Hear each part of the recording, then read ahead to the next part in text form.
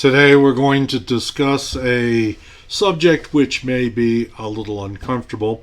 However, it is necessary, especially in the context of the society in which we live. And that is how to survive an active shooter and active shooter preparedness.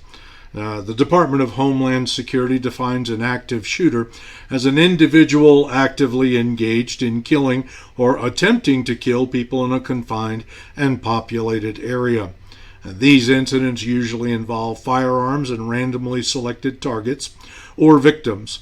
Anyone involved in an incident should call emergency 911 as soon as it is safe to do so. Active shooter events are usually over within 10 to 15 minutes, sometimes before law enforcement arrives. So it's important to know how to respond if the unthinkable happens. Active shooters may be current or former workers, family, or friends of coworkers, or complete strangers. While it's difficult to foresee a stranger's actions, you can look for characteristics that a person may be planning a shooting incident, and you should report any of the following observations or uneasy, what we would call gut reactions, to your supervisor, management, and or human resources.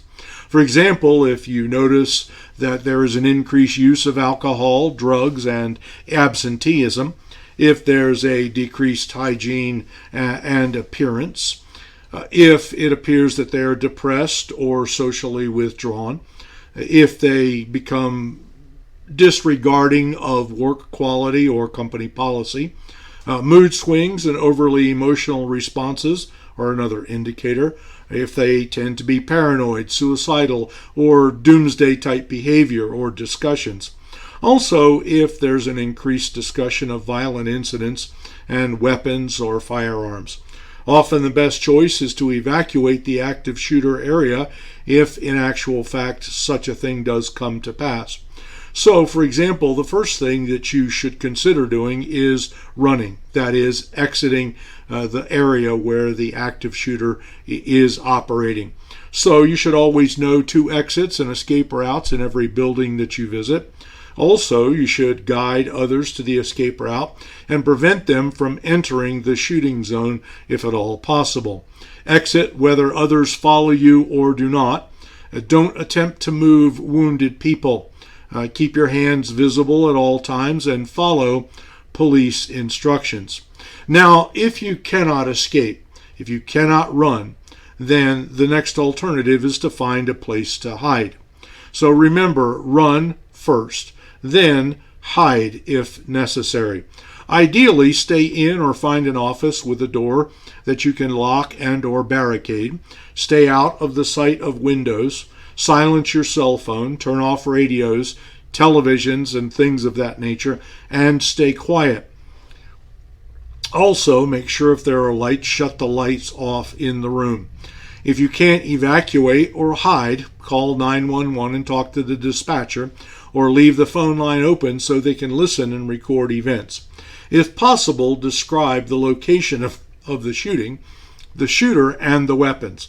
Remain calm, listen, and think about your next moves. Only as a last resort, and if your life is in imminent danger, should you take action against the shooter. That is, to fight. So your 3 choices are run, hide, or fight. And only as a last resort should you fight. Now then, if you do have to take action, aggressively and overwhelmingly attack the shooter with improvised weapons. Fire extinguishers are a very good and handy weapon, whether you use them by pulling the trigger or whether you use them physically to swing. Throw things and yell at the shooter. Law enforcement recommends that you commit to your actions. That is, don't hesitate or stop in mid-action. Then when law enforcement arrives at an active shooter scene, their first priority will be to stop the shooter. They will go past wounded victims and may push people down to the ground in order to stop the violence. Listen to the commands of the officers. Keep your hands visible, raised, with fingers spread wide. Do not shout, grab, point, or make distracting noises during officer response. So remember, as we've had this brief discussion about how to survive an active shooter incident, if at all, first run. Then after that, if that's necessary, hide and only fight as a last resort. But if you do have to fight, fight with conviction and make sure that if at all possible, you and the people around you are able to survive what can be a very horrific incident.